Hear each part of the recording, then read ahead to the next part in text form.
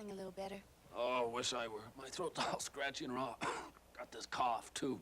That's why I got you Hall's Mentholyptus. Halls with vapor action works two ways. One, Halls cools and soothes your raw throat. Two, helps nasal passages feel clearer.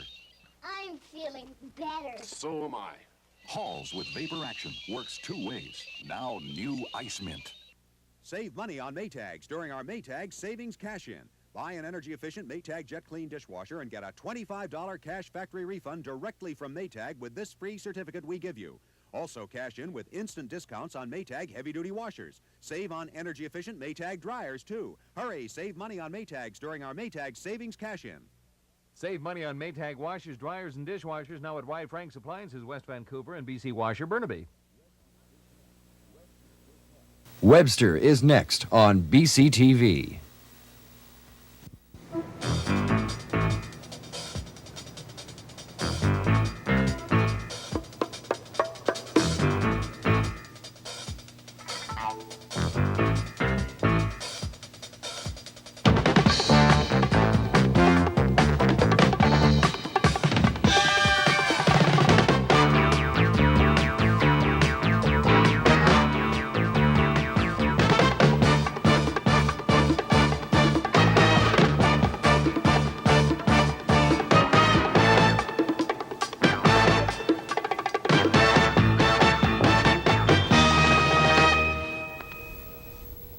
Good morning.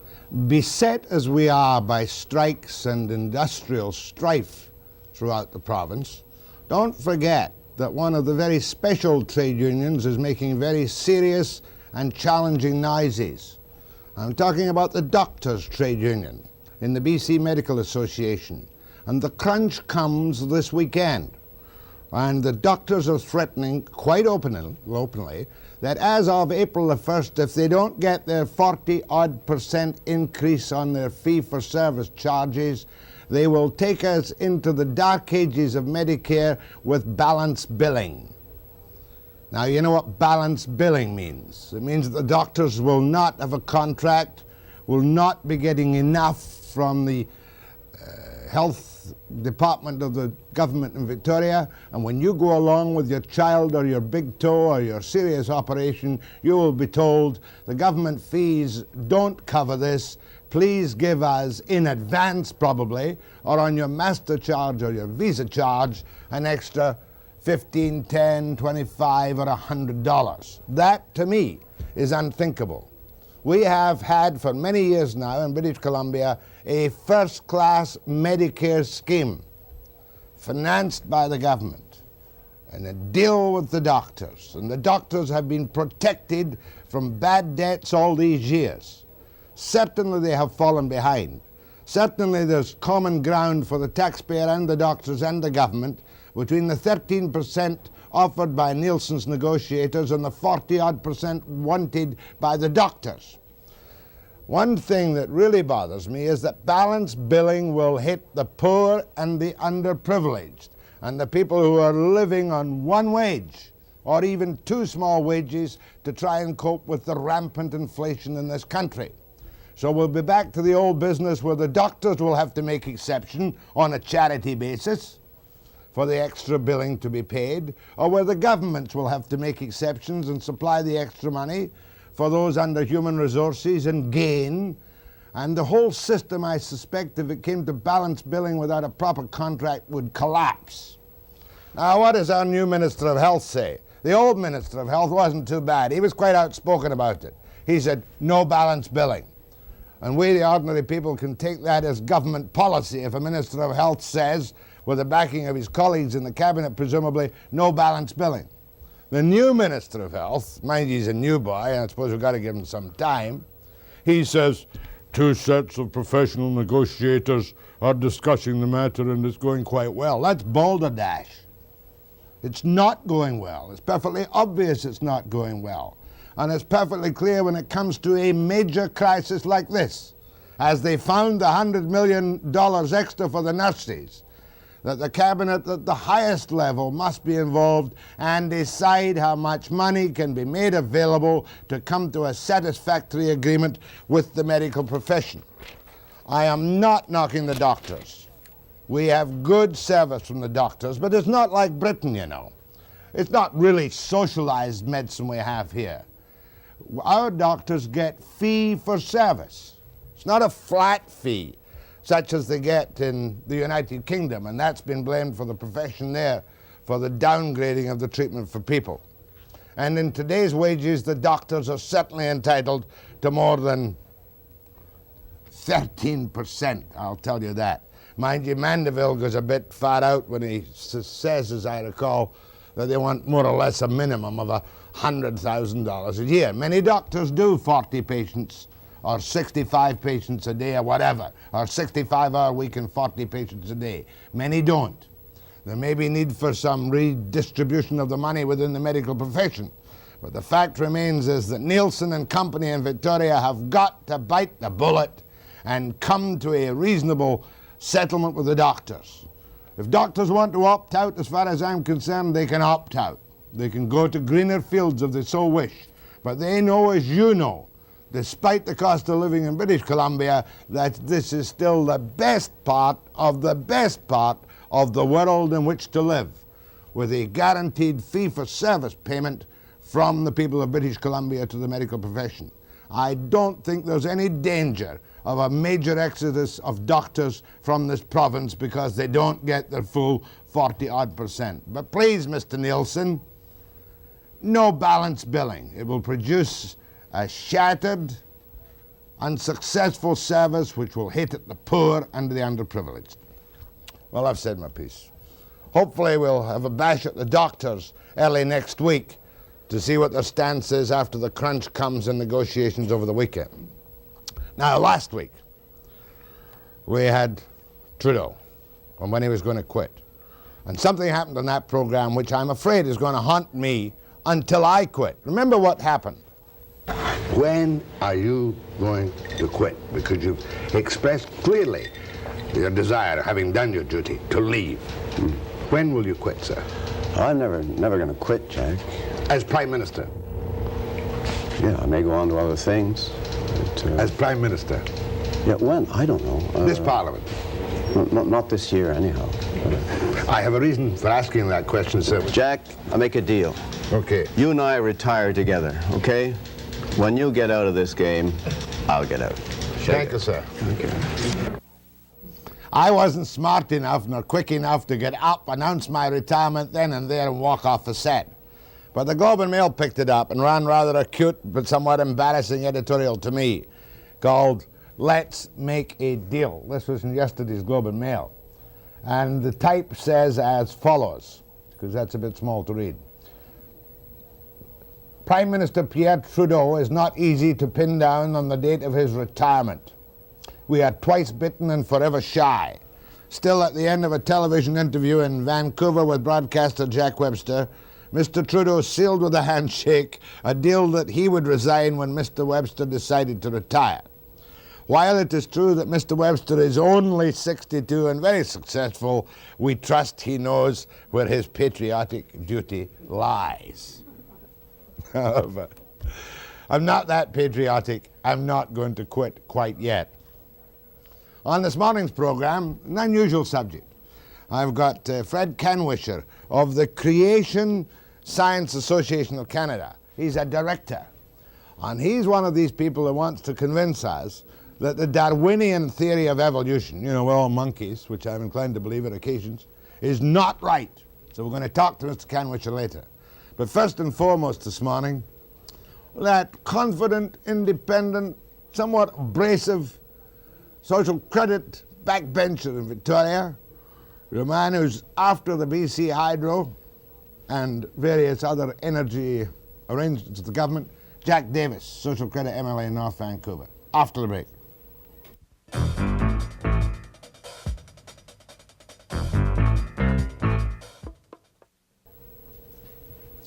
Jack Davis, as you know, is a backbencher in the social credit government, and he has threatened to, I think, to abstain from voting in certain key votings at a very delicate time when your government has a parlous balance of power in the legislature of a mere 3 seats, and there are at least 2 other people who are almost as unhappy as you are. Why are you really implicitly threatening to bring down the social credit government if they don't come to heel on your complaints about their energy policy?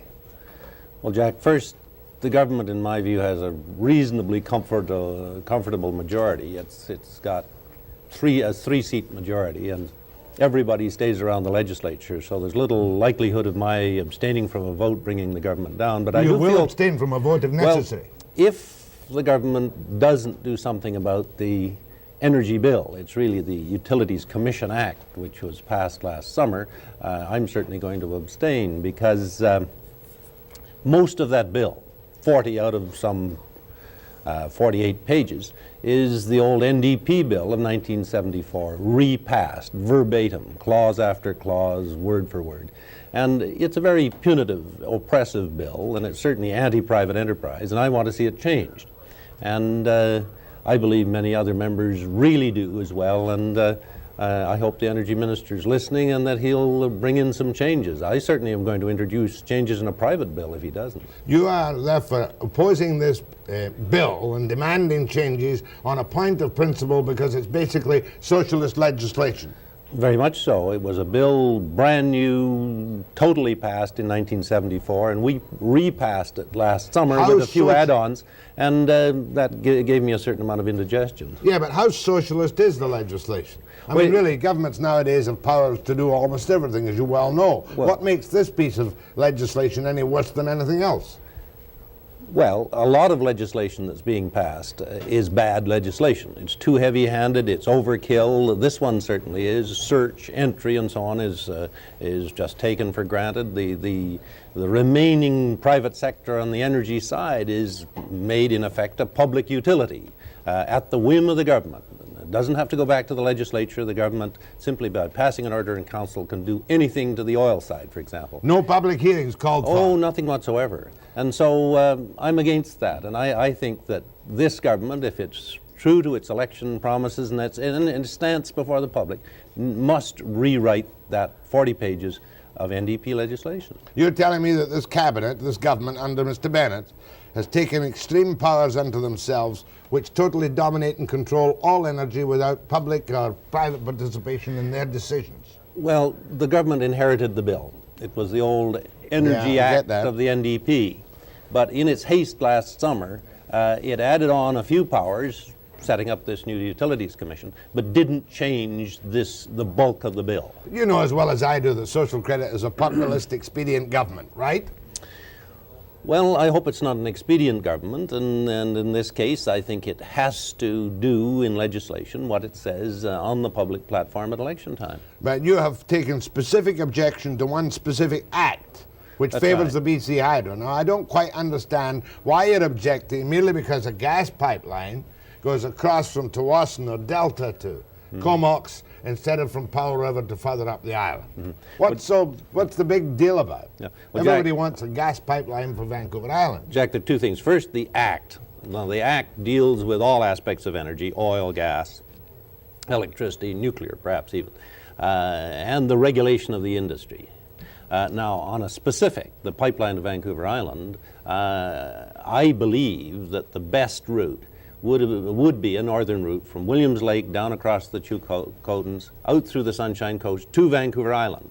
That would serve far more people and industry than a line south. Let's look at the map. Just let's get this quite clear. Right. That's the top line you're talking about, from Williams Lake, Powell River across to Comox. Right, and it would serve all of Vancouver Island as well as the Chilcotins and the Sunshine Coast, of which Powell River is a part. Now let's see the chosen route in more detail. I think it's coming up. We can see it in small form on that particular map, but this is the chosen route, right? The chosen route sees an extension across through the Gulf Islands, if I can put it that way, from roughly Tawasin to just south of Nanaimo. That's a longer crossing. It's a tougher crossing because there are canyons in there. It's through an earthquake zone. It also brings gas down through the lower mainland area. It seems in British Columbia that everything has to go through Vancouver, through the greater Vancouver area. And that's adding to the congestion in the lower mainland. And we should, wherever we can, create transportation routes that go otherwise than through the lower mainland. Do you agree with Ed Phillips of West Coast Transmission that this is an arbitrary, I'm not quoting him exactly, an arbitrary measure which denies us federal participation in public competition? Well, certainly the choice of route has been settled by Cabinet without any public hearings and without the advantages of the northern route being displayed to all and sundry, and without cross-questioning by interested parties. You mean given to Hydro on a platter? It's given to BC Hydro. Now, BC Hydro is Mr. Big in BC. It's the biggest corporation in Western Canada by far. It's far bigger than Esso Resources, for example, and it's getting bigger and bigger. I believe, along with a lot of other members in the legislature, and we had a legislative committee recommend taking gas away from hydro, even if it was to a government-owned corporation, split it off from electricity. Here we're getting hydro unsplit, doing the gas business now, not only in the Lower Mainland, but all of Vancouver Island, and I think effectively denying the Sunshine Coast and perhaps the Chilcotins as well gas for a long time. And denying Paul River the planned development that was going to come from the Williams Lake route. Yes, I think that petrochemical development now is denied to the whole of the lower part of the province. It'll probably occur around Prince Rupert, but it won't occur either on the Sunshine Coast or on Vancouver Island as a result of this decision. That's just a detail of your objection. That's not your basic objection. My basic objection has to do with the Utilities Commission Act and the fact that we repassed some very socialistic legislation. Well, I don't suppose any member of the government ever promised to modify it, did they?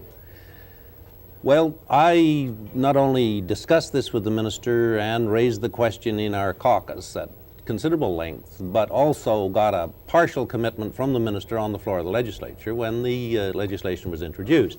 And all I'm insisting on now is that that commitment, certainly the commitment to the basic platform of the Social Credit Party, be honored in changes in legislation this spring. And if it's not? And if it's not, I'm going to abstain from voting for the minister's estimates. When he brings his budget for his ministry forward, I'll abstain from voting. That reduces the majority to 2. Yeah, but 2's fine. A majority of 1 or a dead heat with the speaker casting a deciding vote will still keep the government in power. You must be as popular. I'm not going to bring this government down, but I certainly feel very strongly on this issue. And I want to make my point. If a couple of other people join you, if Kemp, for instance, and the other guy from up country, his name escapes me, join you, you can bring it down. Ah, yes, but the Social Credit government in Victoria, the legislature, the MLAs are more cohesive than most people realize, and they won't bring it down. To be quite brutal, you will toe the line in the final analysis to prevent the NDP winning. Oh, yes, I would toe the line if it was a matter of the NDP taking over or bringing about a general election. But I feel very strongly on this and some other issues. I think the government, certainly the Social Credit Party, should be honoring its platforms, the policies passed at its conventions, and especially the policies which it advocates during general elections. And the energy bill, if I can call it that, is an example. We've got to stop passing socialist legislation. But you will toe the line if you have to, if it meant the government would be defeated. Right. That's clear. After the break.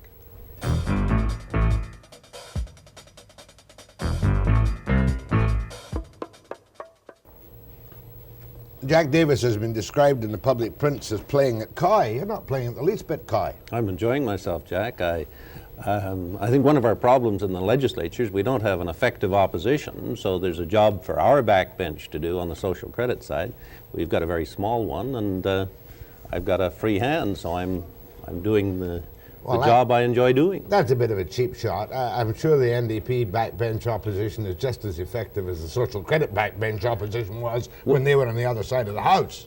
Perhaps. I wasn't in the legislature in those days, so I really can't judge it, Jack, but I have the dubious pleasure of the NDP picking up what I say and then re-emphasizing it now rather than leading the charge on certain issues. They're following in behind what I'm saying. What you're really demonstrating, I suppose, if I take you at your fullest face value, is that Parliament doesn't work unless backbenchers express their minds independently on the floor of the House, inside and out.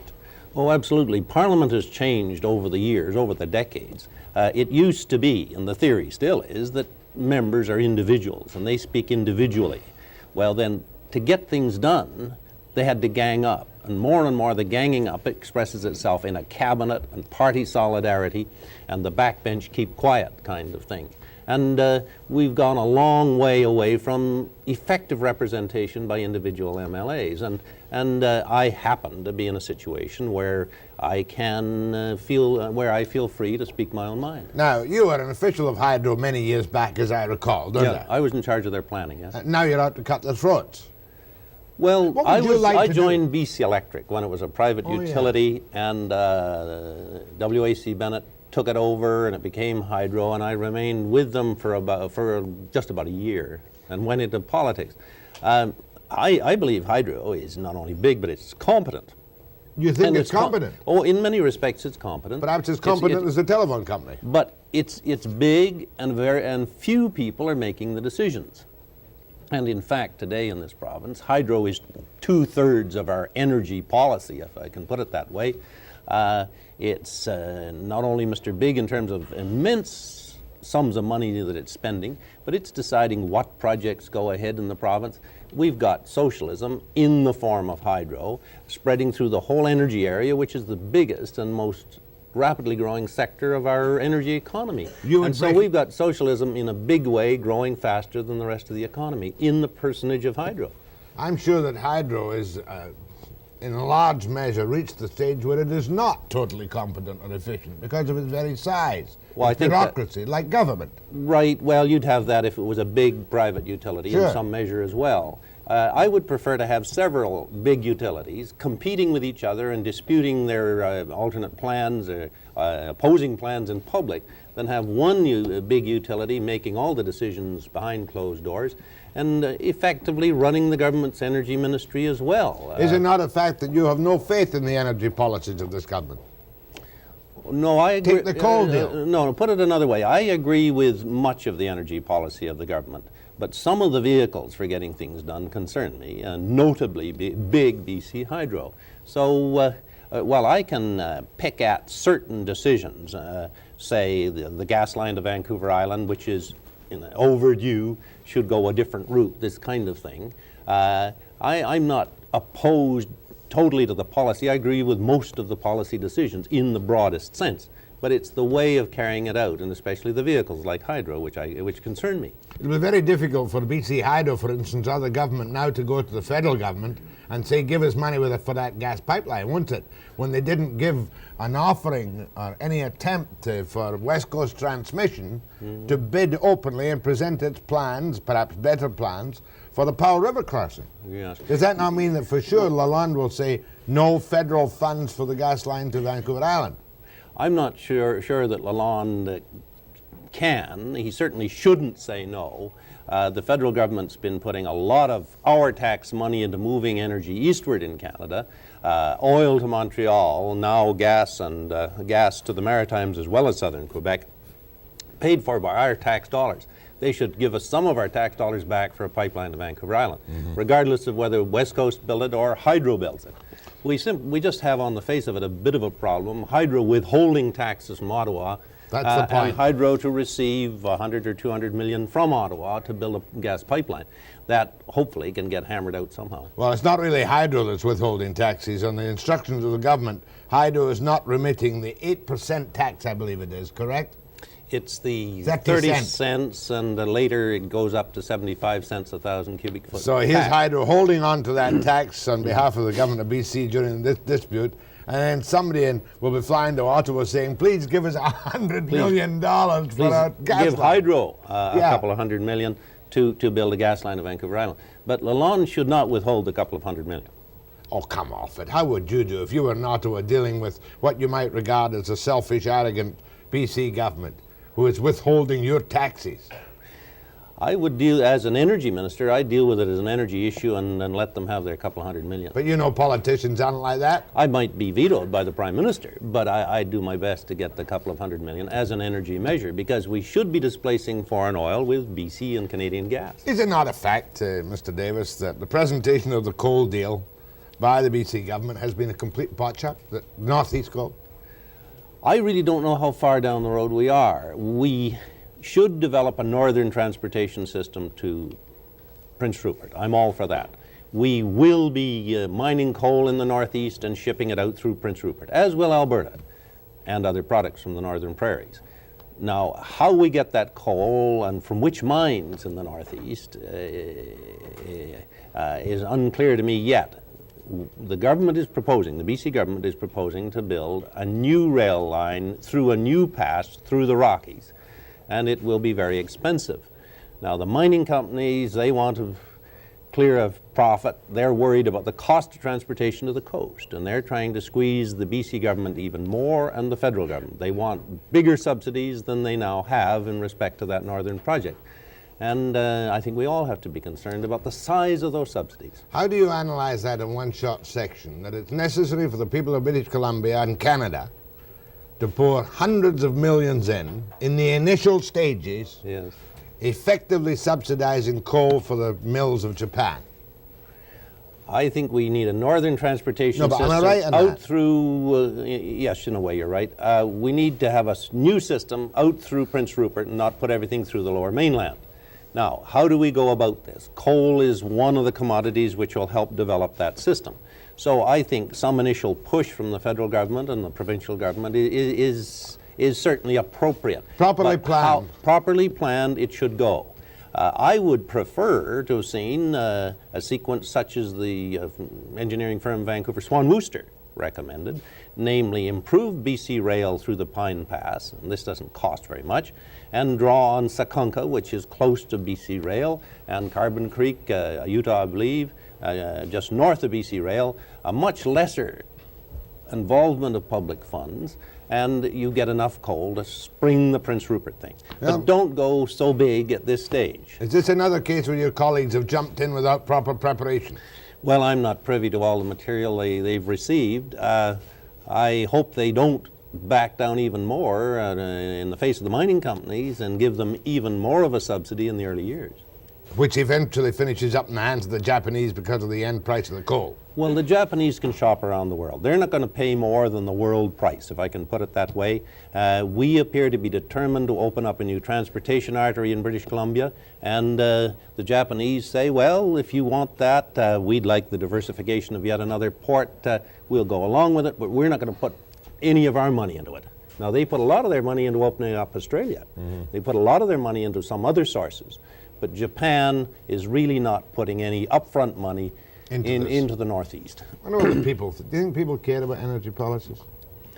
Oh, I think they do. I think they also care about northern vision and opening up, developing the north, and that's a big plus, and I'm not against it. Webster. But I'd like to see it done the right way. Webster, we're going to take some calls now to Jack Davis after the break.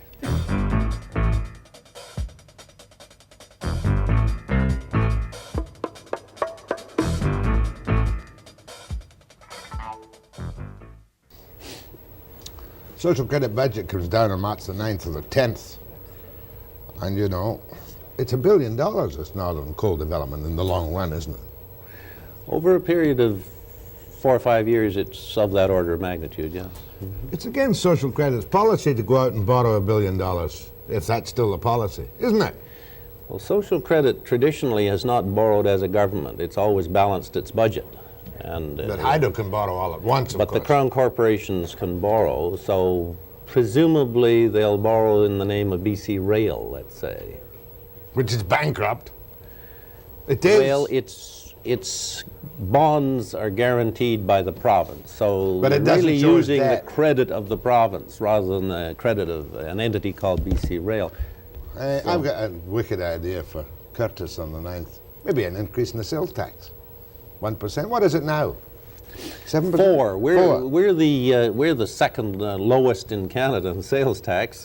Alberta has 0, and the others are 5, 6, 7. I think it's 8 now in Quebec, and 9 I think in Newfoundland. So we're 4. Dear listener, you can draw the implication from what I said anyway. If Curtis put it up a couple of points to 6%, he could still say, compared to other provinces in Canada, the sales tax is among the lowest in the country, and the money's needed for all humanitarian social services and to help pay the doctors.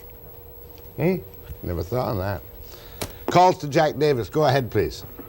Good morning. Morning. Well, why isn't the government encouraging industry to use more BC coal for their production? Because coal is dirty and awkward, and you have to employ an additional couple of people on your staff if you're going to use coal. This is why North America went to oil and gas. But apparently we can't afford it. We just can't afford this oil, and gas is so expensive today that we should be using a commodity that we have plenty of. Well, we've got plenty of gas. We've got all sorts of gas. We've got 30 years proven. We could prove up another 30 years if we needed. And remember, the price you're paying for gas is 2/3 tax. So if governments want to back off a little bit, gas would be a lot cheaper. But just a minute, they're not going to back off. In fact, they're going to double our domestic gas bills in a short time, are they not? We're paying a subsidy of more than $100 million now, the governments are, into our domestic natural gas bills, correct? Right, but that's simply a bigger tax bite. It is not an increase in the wellhead price. We haven't increased our wellhead price for gas since I was minister in 1977. Except for the Liberals' 30 cents on the top. Well, both the province and now the federal government in a big way have been adding taxes all the time. And gas is really cheap. It's certainly abundant, but you're paying an incredible tax bill. So you would go for gas for BC's domestic use instead of coal? Well, it sure appears to me like we can't afford gas or oil, and I think that having the opportunity to get a shot at BC coal would give everybody a chance to save some money. Well, in a way you're right, but first, people don't want to use coal if they can possibly avoid it. They'll use electricity, they'll use gas. Clean, convenient, a flick of the switch and they've got it. So you're going to have to convince 2.5 million people to use something that they got out of using in the previous generation. Secondly, coal pays very little tax. And if you want to treat coal and gas on the same basis, either take all the taxes off gas or put equivalent taxes on coal, which will put people off coal even more. Thank you. Go ahead, please. Right. Good morning, Jack. Morning. Are you there? Yes, speak up. Right, fine. First, a comment to Mr. Davis there. I think he somehow gets dictatorship mixed up with socialism. However, seeing he's there on the coal deal, now they say we're getting a world market price for it. We're getting $75 a ton, whereby Australia's getting somewhere around 62. But in monies of the international market, that's $90 a ton in Australian and $60-odd a ton in Canadian. Well, first of all, the price that's talked about for Northeast coal is in 1983 or $84. By 1984, the price we'll be getting at Roberts Bank for Crow's Nest Kootenai coal will be up or in the 70s as well. And the Japanese are no fools. They aren't creating a precedent with this Northeast coal price that they're going to have to live down in bargaining with everyone else. So I expect that the price we'll get at Prince Rupert will be of the same order as prices from Australia and the Kootenays in the same years in the future. You have to make some adjustment for quality. The Northeast coal is a very high quality coal, but I'd say that we are getting no special price preferences in the Northeast down the years. Okay. Well, just a minute, Jack. Right. Still there? Yes. I worked on that exploration area up there and all the testing, and they find that that's one of the best coking coals that they've ever come across. Yes, that's certainly true. It's a fantastic resource, very high quality, and tremendous amounts. I've no problem at all with exporting coal, certainly coal from that area in quantity. It's just the amount of tax dollars we'll have to put into it and the best way of getting that coal out that concerns me. Go ahead, please. Hello. Yes, ma'am. I was just wondering, why was Hydro allowed to give up the transportation end, and yet they've retained and are enlarging their gas division? I was given to understand that at the time when W.C. Bennett waved his magic wand, he gave Hydro the transportation and the gas with the idea that the profits from the gas would pick up the slack in transportation. And now they've just dumped transportation on the backs of our backs, I guess. And, we're saddled with more than ever. And also, what is Hydro charging GVRD for the Hydro that we use on buses? Well, to go back in history, the beginnings of the old BC Electric was street railways. That's how it began. It got into electricity in order to run the street railways, and then it began to sell electricity and manufactured gas. So right down to the last few years, street railways, buses, etc., were part of a bigger package, and a unique package. Rare, nowhere else on the continent did we have a single utility covering public transit, gas, and electricity. Gas and electricity did subsidize public transit. 3 years ago, the provincial government split the transit side off from the rest and began to use tax dollars directly to subsidize public transport. $60 million it was one year. And relieve BC Hydro of having to subsidize, through gas rates and electric rates, the bus systems in the Vancouver area. To make the borrowings look better in New York, too. They didn't have this huge deficit in transit. Now, of course, the government's paying some of the transit deficit, but as it's over the years, it'll be on the backs of the municipalities and the taxpayers. Yes, we had an unfair situation in BC whereby the people who bought electricity from BC Hydro all over the province were in effect subsidizing the buses in Vancouver. So that's been tidied up. Your taxes now subsidize the buses in Vancouver, especially if you live in the Vancouver area. And people outside of the Vancouver area pay for their electricity knowing they're only getting electricity. Thank you, ma'am. Sorry I had to cut you there. I must take a break.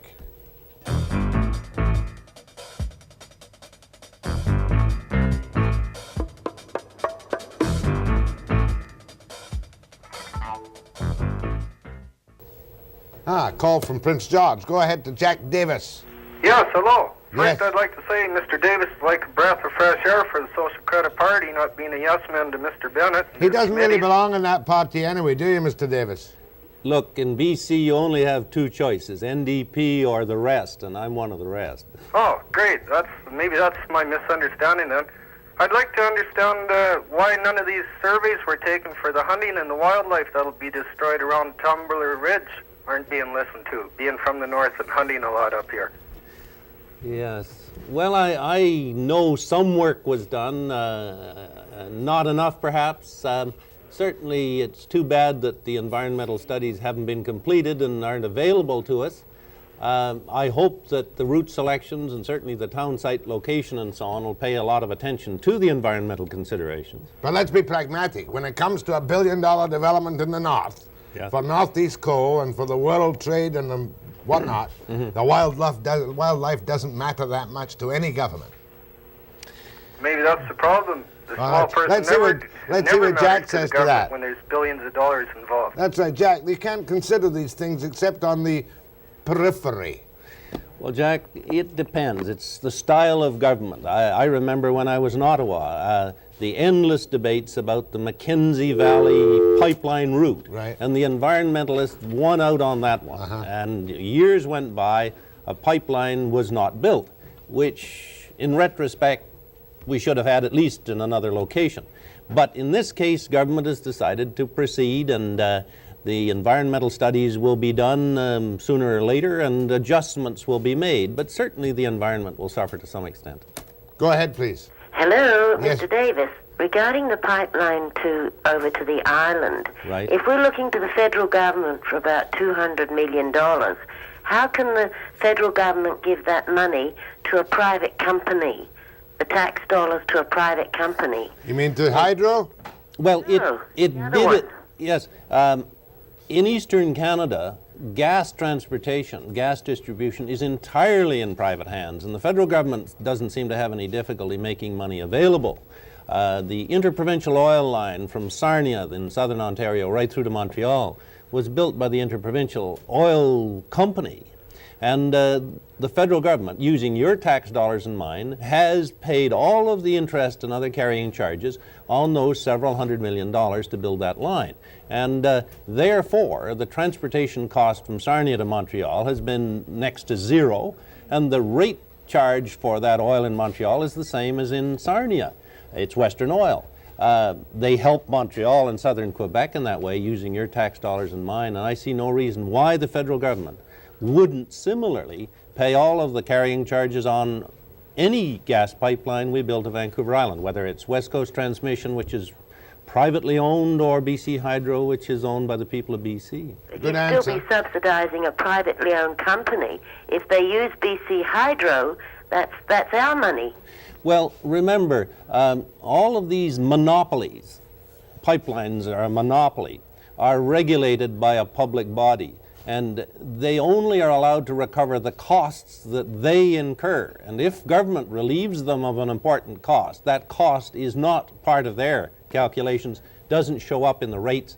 They can't make a profit on costs that they don't, in fact, incur themselves. No, but what you're saying, most simply, Webster style, is that if the federal libs can subsidize pipelines in the east, they should, with tax dollars owned in private hands, they better do it in the west, or it's more financial alienation. And they better do it for BC Hydro or West Coast. And it looks like it's BC Hydro. Go ahead, please. Yes, Mr. Davies.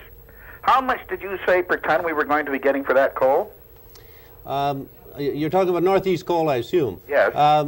Approximately $75 a ton on ship, on board at Ridley Island near Prince Rupert, a price which will escalate over time. Mr. Davies. Yes. How much are we, the taxpayer, getting out of that? We're not getting anything for a while. No. The $70 a ton. 75, yes. I would say that 85% of that is going to go directly to the private companies that are mining the coal. And we're putting all this money out to get a paltry $3 a ton. The coal mining companies will be getting initially approximately $50 a ton at the mine. So that's what they'll get. The rest is transportation and offloading at Ridley Island. So how much will we, as the taxpayers and the people of British Columbia, be getting out of that money? In the early years, on balance, next to nothing. Next to nothing? Nothing. Well, I rest my case. I think the government should take the whole blessed thing over and get the $70 a ton. Thank you. Thank you. That wouldn't be any answer, would it? Well, they'd have to run the mines then. I know, just like the post office. Yeah. Go ahead, please. Yeah, running the mines may not be such a bad idea. I mean, there's lots of educated young people coming out of university who are trained for that sort of thing, and who knows, they might do a better job. I think they have more consideration for the future, and they're not just looking at 30 years, they're looking at generations, maybe perhaps their grandchildren and their grandchildren's grandchildren. Tell me, Mr. Davis, what is being done for the protection of the environment? And I don't just mean animals in the valley so that you can kill them. I just mean like the atmosphere. What kind of filters are being designed and used for the coal operations that are currently being are currently consuming our resources? Well, the provincial government issued some years back a very substantial document. It was called the Coal Guidelines, and I think we have about the best, certainly the most comprehensive, and I think most effective environmental protection measures in place re-coal mining that any country has in the world. On paper, at least. No, in fact. There's a lot of coal dust at the cleanup stage. There's a big hole in the ground where the coal has been removed. I'm talking about the burners that are used in the plants for generating power. Oh, well, we're not going to be burning any coal, as far as I know. We're simply going to be taking it out of the ground and shipping it to foreign countries.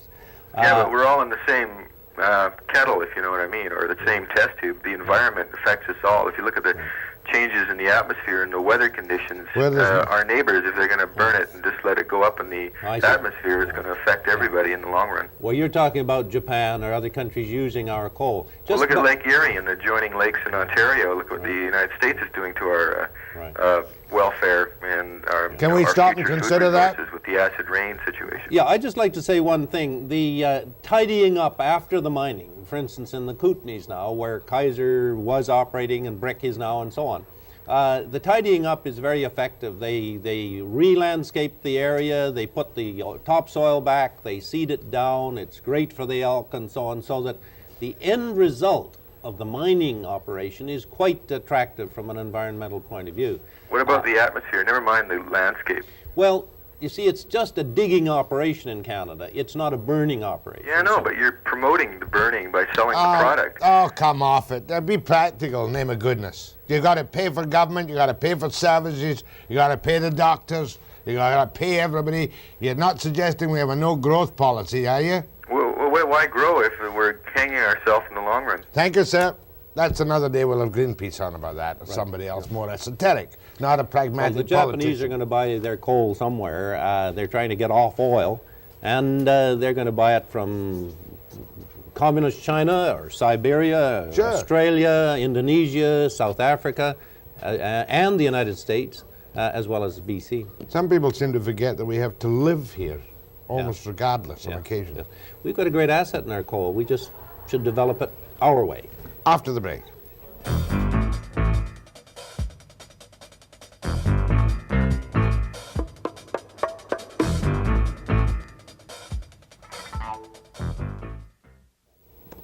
You'd be mad, Jack, if I called you To the Line Davis, wouldn't you? Well, that isn't true, obviously. I got my own ideas. Yeah, I know, but in the final analysis, you've made it perfectly clear. There's the socialists and the rest. Yeah, I'm going to toe the policy line that I believe in, yeah. And you'll hammer the government as much as you can to bring them to heel. Oh, yeah, I'll keep them a private enterprise party, yeah. Good. What are we? 8. Or even make them a private enterprise party. They ain't one now. That's your word. Not my worry. Go ahead, please. You had me on Medicare this morning. Webster, I'm a socialist. Go ahead, please. to tell you that I watched your program last Friday when you were talking to Pierre Trudeau, and I thought you played very well as a straight man for him. Good. That you're a Democrat. Yeah, showbiz. Yeah? So that's all I wanted to tell you. Good. I almost sang a chorus of God Save the Queen when he called me a Republican. Yeah. But looking at that happy young couple this morning, you know, I admitted that you were a Democrat. Oh, thank you. Yeah.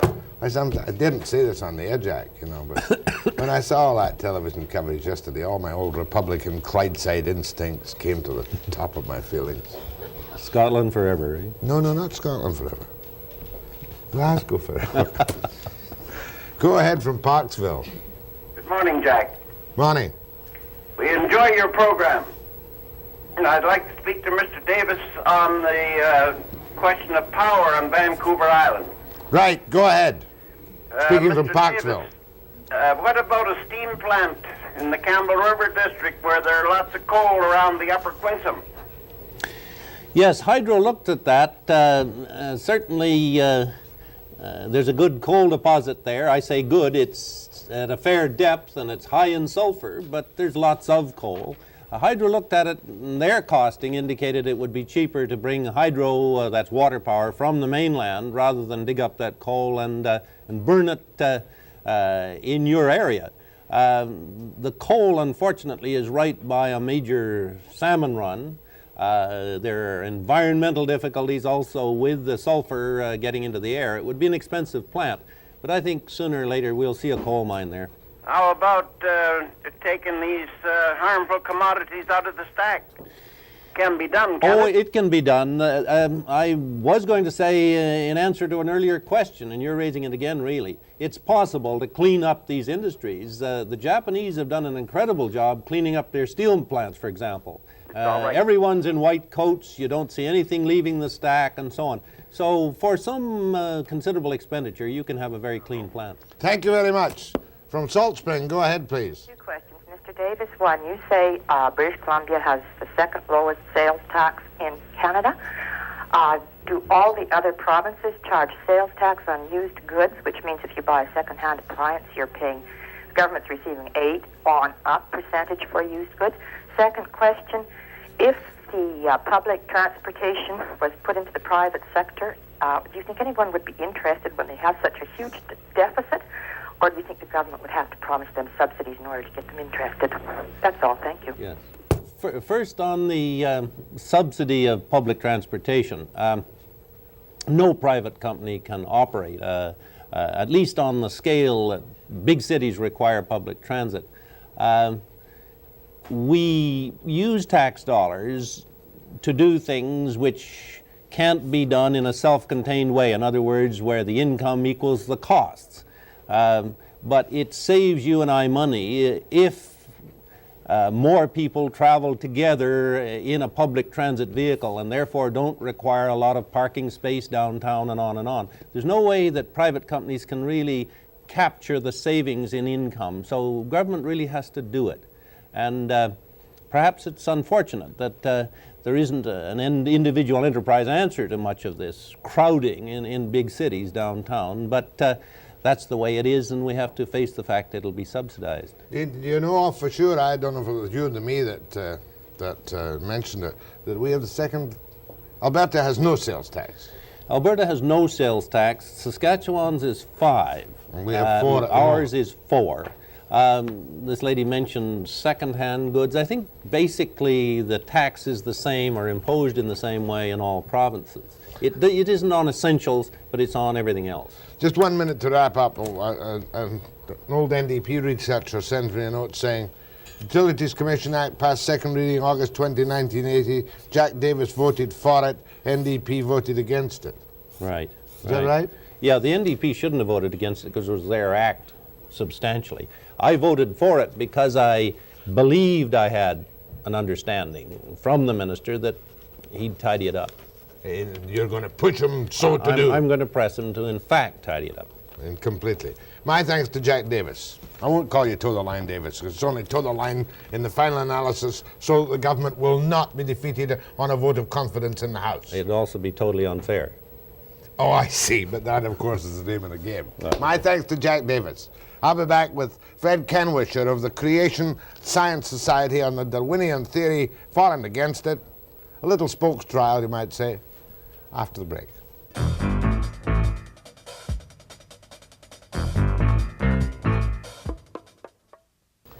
Special guest on an unusual topic this morning is Fred Kanwischer, who teaches biology and chemistry at the senior high level in the school system. And I noted in Maclean's magazine, of all things, that he is a director of the Creation Science Association of Canada, which would like to see taught in schools the antidote to the Darwinian theory of evolution. Am I correct, Mr. Kanwischer? That's correct. What do you say to an old-timer like myself who's watched the cruise of the Beagle, who's been brought up on the Darwinian theory, thought the spokes trial in Kentucky was an example of American wool hatism at its worst, and truly believe that we are descended evolutionarily from another branch of animals? How are you going to convince a world full of people, and outside the world anyway, that Darwin was wrong? I think it's just evidence that you've been brainwashed to the evolutionary way of thinking, because there's no other proposal been brought forward in a rational way to demonstrate that there is a viable alternative. Now, was Darwin fully accepted by legitimate scientists from the time of his evolution, or his theory? Was he legitimately accepted? When did the challenges seriously begin against the Darwinian theory of evolution? I think there are always some people who never accepted the Darwinian premise, and up until the Scopes trial in 23 or 24, creationists pretty well had the field day, but after that the swing was significantly in the opposite direction. So much so that today only the evolutionary point of view is presented in our school system, and consequently our society is based on that premise, and consequently many of the types of activities that we engage in, our philosophies of in any area of society is based on the Darwinian premise. Now, the Scopes trial, I had the name wrong. The Scopes trial was in 23 or 24. Yes. Now, prior to that, and to this day, of course, people who believe in the Bible, sincerely believe in all aspects of the Bible, would not or cannot accept the Darwinian theory, can they? I think there is a group of people who try to marry both the creationist viewpoint or the theistic viewpoint, shall I say, and the evolutionary viewpoint. They have their problems as well, of course, because the naturalistic theory, of course, does away with the necessity of God. The Christian, or the Bible believer, of course, is a firm believer in God because he feels that his development, his present state, is a direct result of his faith in God. That God in 7 days created the world. That's the biblical premise, yes. Now, which side of the fence do you stand on? You're obviously not on Darwin's side. Are you on the Bible belief side, or are you creation science, partly both? No, creation science, by and large, would subscribe to the literal account, as Dr. Gish says, the naive literal account of the scriptures. In other words, that's what we tend to accept. So would it be right, and I'm not very good in my religious definitions, to say that the Creation Science Society is a fundamentalist organization? By and large, that's correct.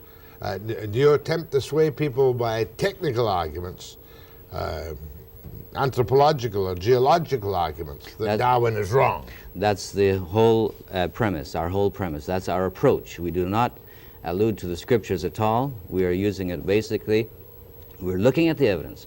Both the creationist and the evolutionist uses the same data. We just interpret it in a different framework. Perhaps you could give me a couple of high points on it. I'm willing to believe, I'd rather not believe that I was descended from an ape, although there are times I feel like a monkey. But give me a little bit of the creative evidence which would lead me to believe that Darwin's theory was wrong. Well, I think all I have to do is quote from some of the evolutionists themselves. Okay. All right.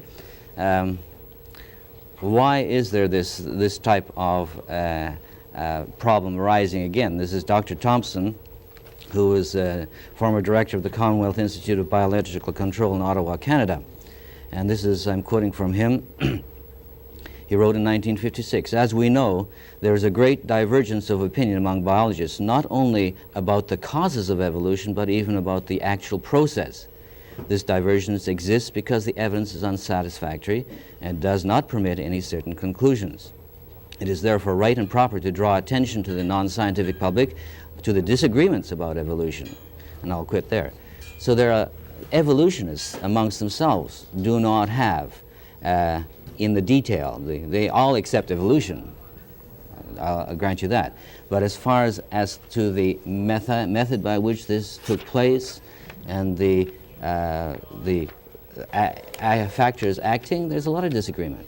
Yeah, but I'm still at the moment in the belief that sometime when when the earth cooled down and drops of water formed, that in these drops of water was a little something which developed there, then walked out onto the land, stood up, removed its tree cover, and became a walking species of four-legged animal, which eventually, got the grace of God one way or another and showed some intelligence and genetic improvement. Well, that's the scenario which is spread by the people of Time magazine and Life and that type of thing. They're high-priced publications with full-color pictures and all the rest, and certainly it makes a real lot of sense, and there's nothing wrong with that. It's if you consider it as an hypothesis, and because that's all it is. They really don't have... But as a layman, I can look at skeletons or species of animals and think, my goodness, that's almost human.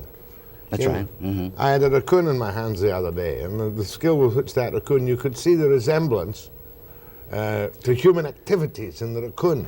And, it's perhaps logical to a person like myself to think, yeah, we are all from the main stem. Yes, and this is why You don't accept that? I can't accept that, no. You say that man was created separately as an entity by God. That's right. More with Fred Kanwischer. In 7 days. In 6 days. 6 days, oh yes. The seventh was a day of rest. Correct. Used to be. Used to be, I'm with you on that. I'm reactionary enough to be with you on that. After the break.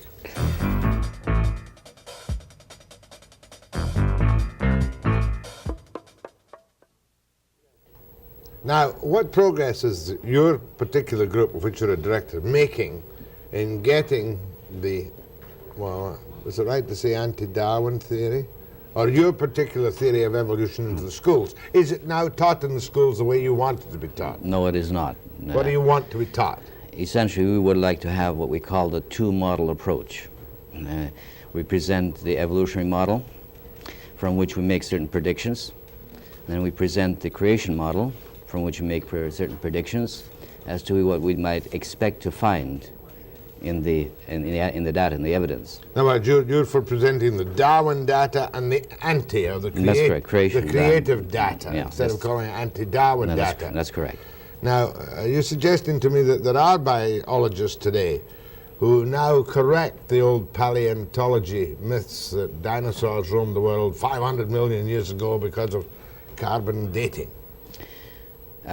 Well, yes, I think we don't subscribe to that wide gap in time from the point of view. Evolutionists claim that the dinosaurs died out some 70 to 90 million years ago, which is a long time before man arose on the scene. Mm-hmm. However, there are strata in Texas and Kentucky and elsewhere where human-like footprints and dinosaur footprints are in the same strata. This is a fact. That's a fact.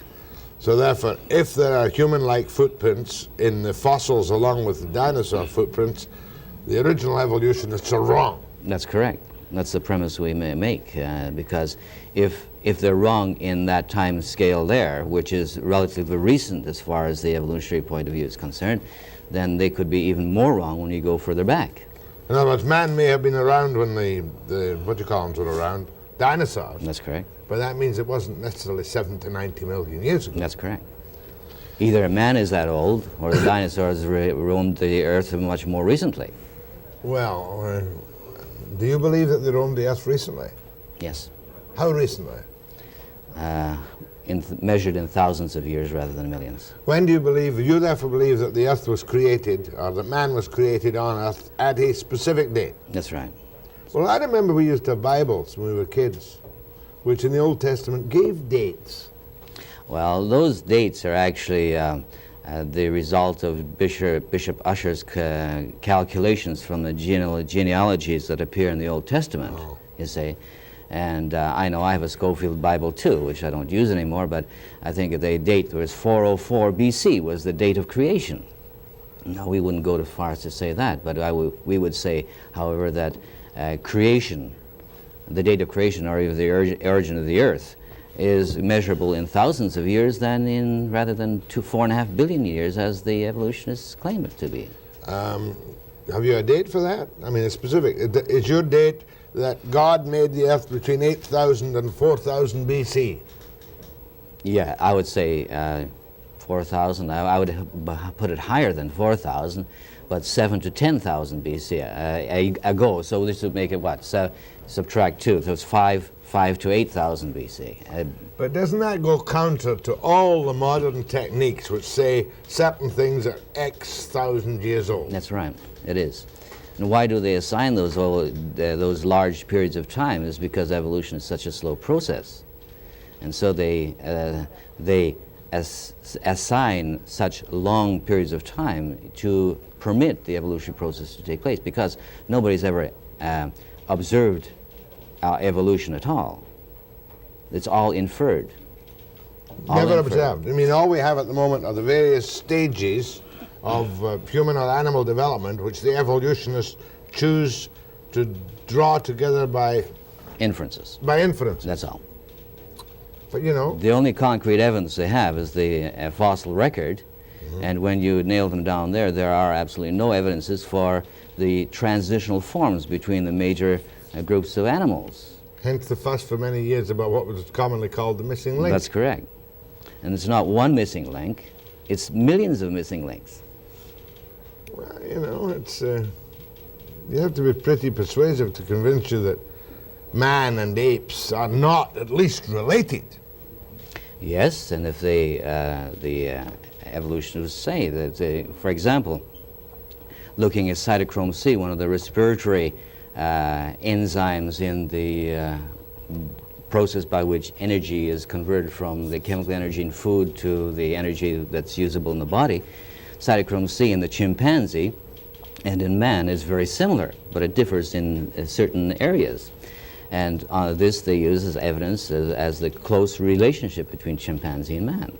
Well, you believe, therefore, that God, as well as creating man, created animals. Obviously. At much the same time. That's right. In all the different species. That's correct. With no connection. We wouldn't go as far as to say species, because obviously there are species which have been derived from a common stock. For example, the dog type of animal are generally interfertile. So consequently, even though that we call them different species, they belong to the same genus at least. And so we believe in a kind of a polyphyletic, if you're going to consider an evolution, it would have to be a polyphyletic evolution where you have different sources which diverge and perhaps demonstrate different variations. Certainly there's no connection between man and the thing that looks most like him, an ape. No, I would say, yeah, that's correct. I would not have... And you take that really on faith? Yes, definitely. How about some phone calls to Fred Kanwischer? Certainly. Fred Kanwischer, I want to get, you're a director, I want to get the name of this organization correctly. Creation? Science Association of Canada. How widespread are you? How big? We have active groups in Ontario, in Saskatchewan, in Alberta, and one in Vancouver Island. Do they teach Darwin in the schools? Yes, they do. And they don't teach creation? No. Because, of course, they don't even have prayers in the schools anymore, That's do right. Well, I think the reason they don't treat creation is because they don't know anything about creation from the scientific point of view, scientific evidence. You're not asking for fundamental religion, you're asking for an opportunity to present scientific evidence. That's right. After the break, your calls.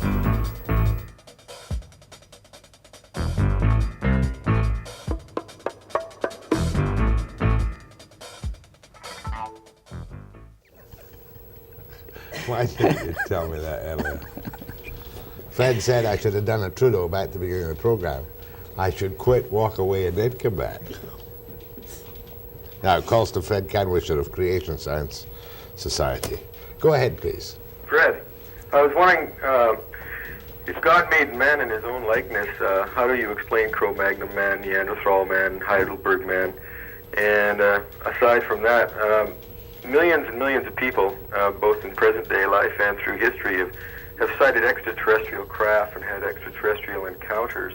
How would you cite that in your, analog of creativity? Two questions. First, Cro-Magnon man et al. Cro-Magnon man, in the present view of the evolution of man, is classified as a modern type. And so he doesn't present any problems whatsoever. Neanderthal, there are two Neanderthals, one which is in the ancestry of man and one which has been moved onto the side branch. You mean by the evolutionists? By the evolutionists, that's right. But you reject that? No, I don't reject it. There's nothing wrong with having a Neanderthal in the line of human evolution. Why would God waste his time with those two branches instead of dealing with the present issue? Well, we feel, the creationists feel, that the Neanderthals in the modified or updated version of the reconstruction is no different from modern man, except that he lived in a certain particular part of Europe, that's all. And Cro-Magnon lived in parts of France, parts of Europe, around the French area. They're no different from humans of today. Okay, are you familiar with the Carl Sagan Cosmos series?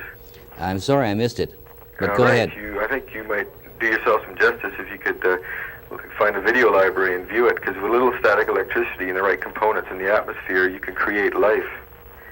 Yeah, that's the scenario that they present, but there are a lot of problems in that scenario, because if the molecules which are first formed are not removed from the scene of activity, the next time they are subjected to the same energy sources, they're going to be decomposed, and so the net gain will be zero.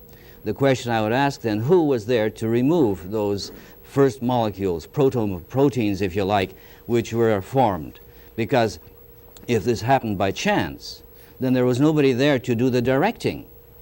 And so the net gain would be zero. Well, I think we're an organic, our environment is organically balanced, and everything dies, but it regenerates itself in another energy force, whether it's a fertilizer form or, an atmospheric form. So I think I don't think you get zero. I think you have a general balance and a build, a compound effect where things build on one another. Yeah, but that's contrary to the second law of thermodynamics, which essentially states that everything is becoming more run down and degenerating. How are you going to make that compatible with the evolutionary hypothesis? Well, I think the environment, it was a lot different thousands of years ago than it is currently, and I thought obviously there's going to be altercations, but I still think when a tree dies, it doesn't turn into zero, and when excrement is left in the ground, it doesn't turn into zero. It fertilizes. All right, I'm not saying when I said zero, I meant that you're not getting a biological molecule. Okay, now the concept of extraterrestrial life forms, and okay, let's keep that short. I want to get a couple more calls in. Flying saucer people. That's science fiction. Science fiction, thank you, sir. Good questions otherwise. Yeah, I don't believe in flying saucers. Go ahead, please. Hello? Yes, ma'am. If God created man, and evidently he did, he created them black, how come we are half white now and half yellow and half red? Isn't that evolution? I'm not so sure that he created them black. The Caucasian... white. What difference does it make? Doesn't make There any... are black and white. That's correct. And there's enough information in the DNA and the gene pools of the humankind to make allowance for the diversification of the various forms of the human species. Well, that's evolution, isn't it? Well, if you want to define that as evolution, I suppose that's correct. But in the common sense of the word of evolution, that the variety of life forms that we see now and which have ever existed originated from a single life form, a single cell, which arose spontaneously in times past when the conditions on Earth were, quote, right, whatever those were. But there's an environmental reason for different pigmentation of the skin, is there not, depending on the climates and where these people evolved? Well, that's not true, because up north there are the yellows, up north there are the whites. Put me down as a ruddy pink, ma'am. I mean ruddy, reddish. Go ahead, please. Yes, Jack? Yes. I'd like to correct you on one point. That is, according to the reading that I've done, even the evolutionists don't believe that man came from an ape. They somehow believe that there is perhaps a common stem from which both ape and man did derive, but they do not believe that man came from an ape. Okay, would you confirm that for me? All right. Fred? We were quibbling about terms. If anybody looked at that creature, they'd call it an ape. I don't care what you want to call it. Thank you very much. I'm very glad you came in this morning. Mr. Kanwischer teaches biology and chemistry at senior high level, and arguing so far unsuccessfully for two forms for Darwinian theory and the creation theory to be presented in schools. That's correct. My thanks, Mr. Kanwischer. Thank you. And I'll be back after the break.